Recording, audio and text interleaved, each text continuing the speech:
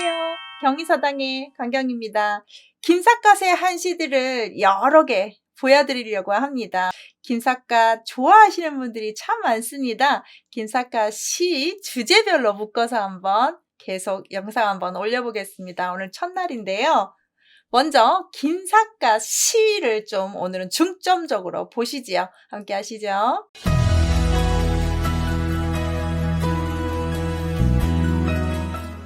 김삿갓의 본명은 김병현이고 왜 삿갓을 썼는지 제가 전 영상에 알려드렸으니 그 부분 참고하시고, 오늘은 조선 후기의 풍자시인 김삿갓이 특유의 자유로운 방랑 생활이 이어지면서 그 당시에 사회의 모순을 비판하고 위선을 신랄하게 비판하는 작품을 쓰는 걸로 유명합니다. 그래서 우리가 대리만족이 돼서 그런지 참 좋아하는데요. 먼저 특징이 5가지가 있습니다. 풍자와 해악을 합니다. 첫 번째로 풍자와 해악을 하는데, 양반계층의 위선, 부정부패, 불평등한 신분제도 비판합니다. 때로는 웃음을 유도하는 해학적 표현도 있지요. 유머로서 비판한다는 최고의 재주를 가지신 시인이죠. 두 번째는 비판의 대상을 가리지 않습니다. 지배계층의 양반, 유학자, 불교 승려, 담관오리, 심지어 백성들이 글씨를 모르는 무지함까지도 비판의 대상이 됩니다. 누구의 편을 들지 않고 권위 자체를 의심하는 시선으로 비꼬면서 시로 표현합니다. 세 번째로 파격적인 형식과 표현을 합니다. 고전된 시 형식을 따르지 않을 때도 있습니다. 말장난이나 즉흥적이고 구어체적인 표현을 즐깁니다. 저번에 봤던 파격시 같은 게 그렇습니다. 어떤 시에서 의도적으로 저속한 표현을 사용해 독자의 주의를 환기시키기도 하는데요. 야한 시도 많습니다. 방송이 좀 불가해서 못 해드리는데. 네 번째, 자기 성찰과 방랑자의 시선으로 세상을 봅니다. 때로는 자기 반성적인, 자조적인 것도 있고 철학적인 시도 있습니다. 5번째, 마지막 특징이 익살과 풍류입니다. 자유로운 삶을 살며 술과 자연을 즐긴 그의 풍류 시인이기 때문에 속세를 비판하면서도 삶을 즐길 줄 아는 자유시인이 바로 김삿갓입니다. 그래서 이런 특징들을 갖고 있다 보니까 정말 좋아하시는 것 같습니다. 제가 이번에는 양반의 위선, 착한 척 하는 거, 허일허레허식 이런 것들을 꼭 집어서 비판한 김삿갓 씨의 탑5 5개를 준비했습니다. 한꺼번에 하지 않고요. 매주 하나씩 제가 공개하겠습니다. 제가 준비한 건 제 양반묘, 제 탐관 택벽, 탐관과 양반, 기세가, 그 다음에 모시 묘전작이라고 해서 하나씩 오늘은 첫 번째인 제 양반묘 시를 보여드리겠습니다. 아주 양반들을 확 꼬집는데요. 완전 공감이 되는 시들입니다. 오늘 한번 시작할게요. 첫 번째, 처음 보실 양반을 비판한 시는 제 양반묘입니다. 제목을 지었습니다. 시를 지었다, 양반묘 앞에서 지었다 라는 뜻입니다. 시를 보시면 생전, 불긍, 수신도, 사후공제, 묘상송, 타일, 로인, 문성자, 지연성하, 노웅이다 이렇게 표현을 해버렸는데 구체적으로 설명을 드릴게요. 자, 생전, 불긍, 수, 신도하더니 보세요. 생전, 전에, 살 때에, 생전에 살면서 그 앞전에, 죽기 전에 불긍, 수긍하지 않다. 자, 뭘 수긍하지 않았느냐? 자, 내 몸에, 3번이어야겠죠? 내 몸에 도 닦는 일을 인정하지 않더니, 자, 생전에 도라는 것은 닦아본 적이 없어요. 생전, 불긍, 수긍하지 않더니 뭐를? 도 닦는 거, 내 몸에 도 닦는 거 한 번도 인정하지 않더니, 생전, 불긍, 수신도 하더니 어떻게 되느냐? 자, 사후, 공제, 묘상송이라 했습니다. 죽은 후에 묘 위에다가 소나무 헛되이 심었네. 헛짓했네 이런 뜻입니다. 죽고 나서 무덤 위에 소나무 심어놨네. 옛날에 무덤 옆에 소나무 심는 것이 최고의 어떤 대접이라고 해야 되나요? 그다음에 아무나 심는 게 아니었습니다. 양반 가문 중에서도 업적이 많은 사람. 그러니까 앞구절에서 뭐라 그랬어요? 생전 도라는 것도 모르는 사람이 죽은 후에 닭이 대단하게 도닥든 사람처럼 소나무를 심어놓은 것을 본 겁니다. 김삿갓이. 그리고 타일 노인 문성자다.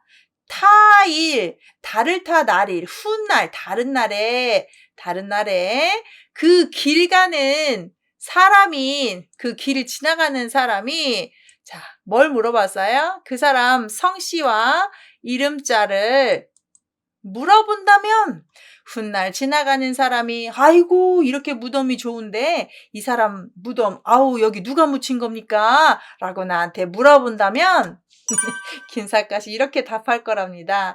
지연, 성하, 노웅이요? 이렇게 할 거래요. 자, 다만 나는 말을 할 거다. 어떻게? 다만 소나무 아래 저 늙고 어리석은 늙은이가 있어요 라고 말할 거랍니다. 제가 직역을 해서 그러는데요. 다만 소나무 아래에 있는 저 늙고 어리석은 늙은이 노인 말이요 라고 하면서 노인이요? 이름도 모르겠어? 어떤 노인이겠지요? 이렇게 얘기를 한다는 뜻입니다. 자, 한번 모아서 볼게요. 이제 하나씩 알려드리면 이해하시겠습니까? 자, 제 양반묘입니다. 양반 무덤 앞에서 생전 붉은 신도 하더니 사후 공제 묘상송했네. 그래서 타일 노인이 문성자 하면 지연, 송하, 노우옹이요 라고 한다는 거지요. 이제 이해가 확 되시죠? 살아생전 도라는 것은 닦지도 않더니 죽고 나서 허례허식으로 무덤에다가 소나무 심어서 대단한 사람처럼 꾸몄습니다. 그래서 제가 이렇게 사진 하나 갖고 왔어요. 어떤 분 무덤인지 모르겠습니다. 그냥 참고한 거니까 참고하실 게 소나무 이렇게만 심었겠어요? 쫙 심어놨겠죠. 그래서 지나가는 사람이 아이고 이 무덤 좋네. 누구 집안이래. 이렇게 훗날 당신에게 물은다면 모르겠어. 뭐 늙은이 벽이 묻어 있겠지요? 라고 말을 한다는 거예요. 얼마나 의미 없는 사람입니까? 그렇죠.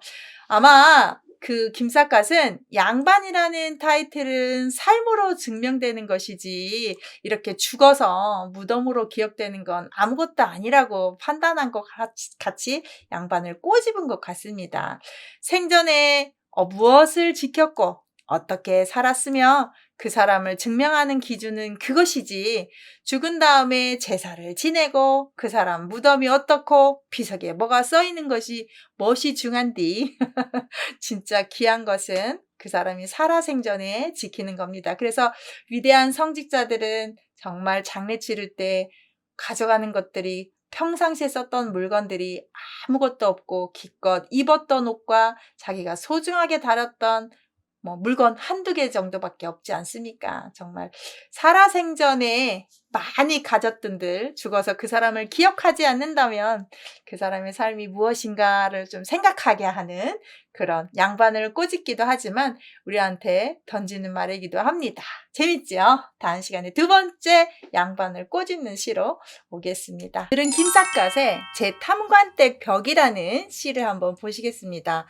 김삿갓이 탐관오리 집 벽에다가 떡하니 시를 하나 지어놨습니다. 이런 시를 지어놨습니다.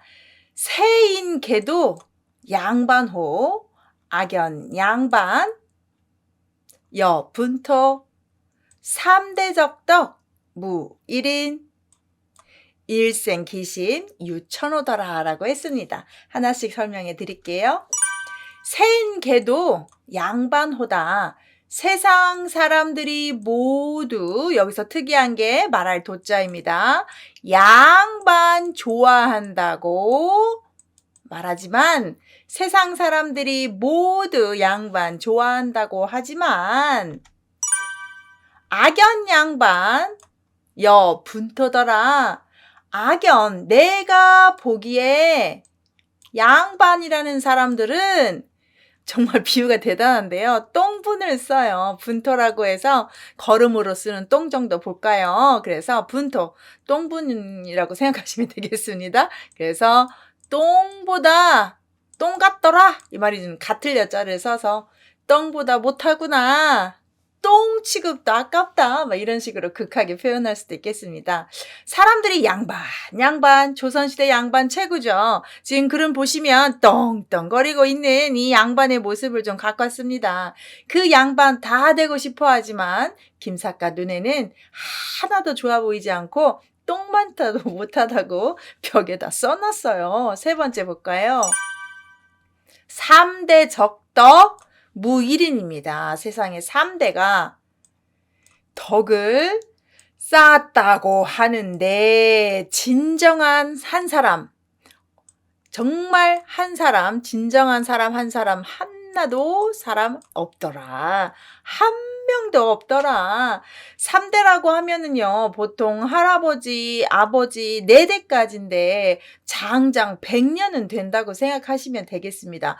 대대로 정승이 나온 집이다. 대대로 뭐가 나온 집이다. 요즘 현대는 나오면 3대가 의사를 했다. 3대가 법대를 나왔다. 3대가 교직자였다. 3대가 공직의 고위관지였다. 얼마나 많습니까? 그 3대가 이어온 정통성으로 떵떵거리면서 다 얘기를 하는데 진정으로 그렇게 덕을 쌓아 존경받을 사람 하나 없더라 라고 표현을 한 거죠.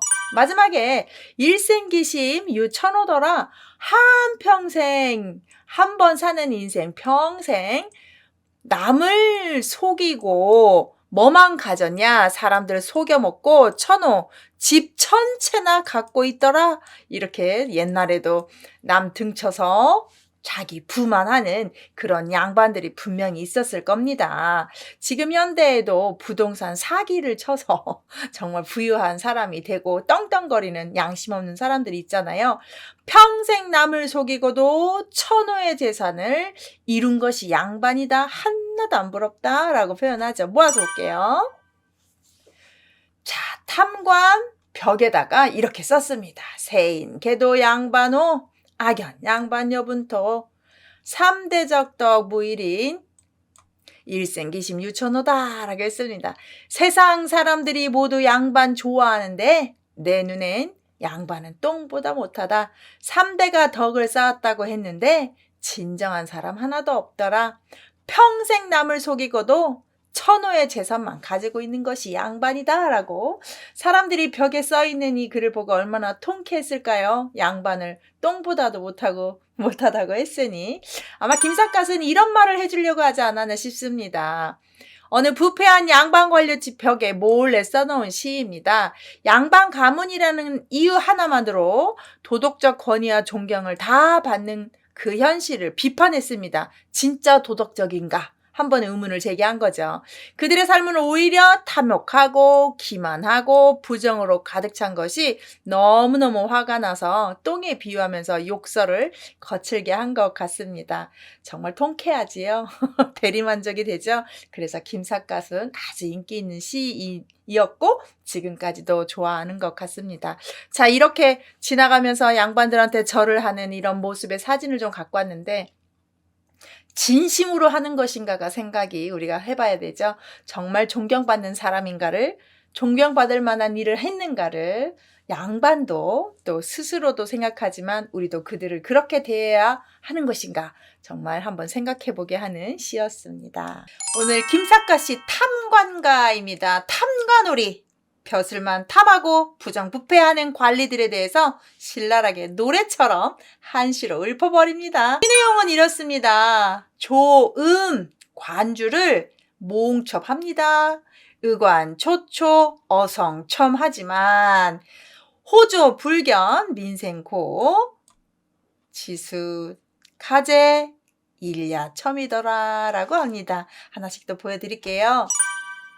자, 조음 관주를 모옹첩까지 합니다. 아침에 관청에 가서 술을 마십니다.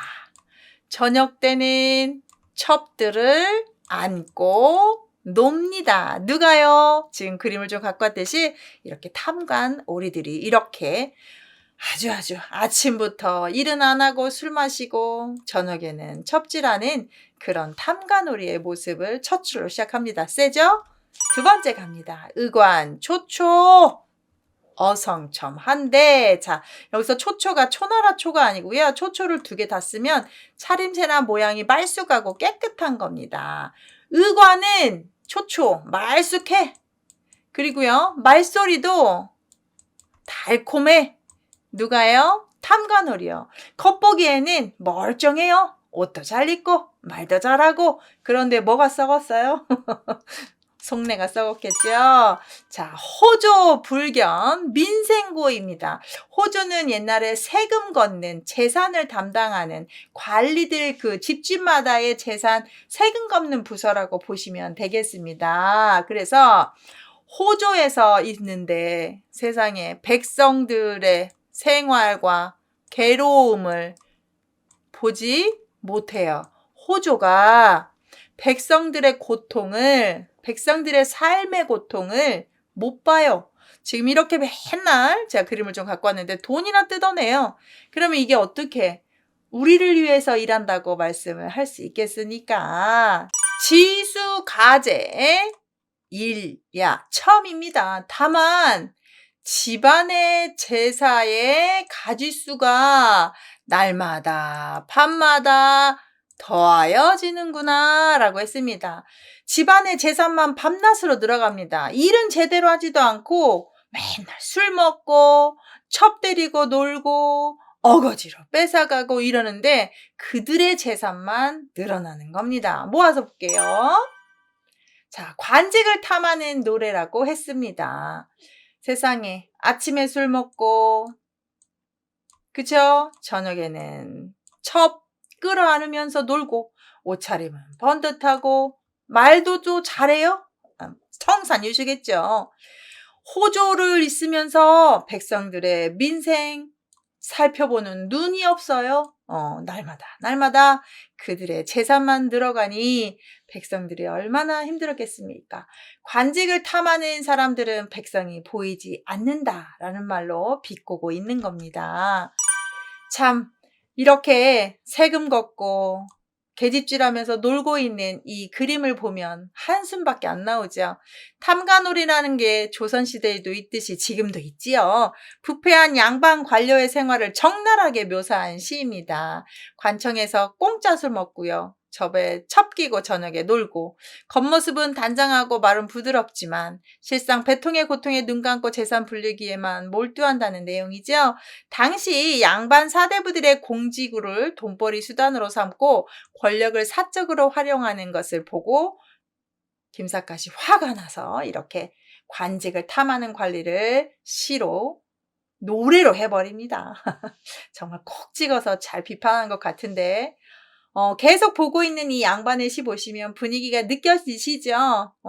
참 정말 일 잘하는 사람들은 하지 않을 짓을 다 하고 다니죠. 겉은 번지르르한데 백성을 생각하는 마음이 하나도 없는 것들이 드러나고 있습니다. 참 안타까운 현실이죠. 탐관오리들을 비판하는 시도 한번 보셨습니다. 김삿갓 같습니다. 양반 기세가라는 노래의 시입니다. 양반을 또 얼마나 세상의 사기꾼이라고 표현하면서 비판을 하는데요. 그 시도 한번 보시죠. 이렇게 했습니다. 인전의기가 여춘설이더라.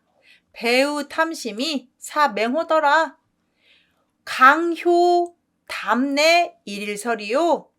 여인 분재 일자무더라 라고 했습니다. 해석 볼게요. 인전의기가 여춘설이더라. 세상에 다른 사람들 앞에서 의기를 그 의로움 기세를 막 표현하는데 그것이 마치 봄에 눈 오는 것 같더라. 봄눈이 뭐냐면 겨울에는 눈이 오면 날씨가 추우니까 오랫동안 눈이 좀 머물러 있거든요. 그런데 봄눈은 날이 따뜻하니 내려도 금방 녹아버립니다. 없어져 버려요. 그래서 그걸 표현한 겁니다.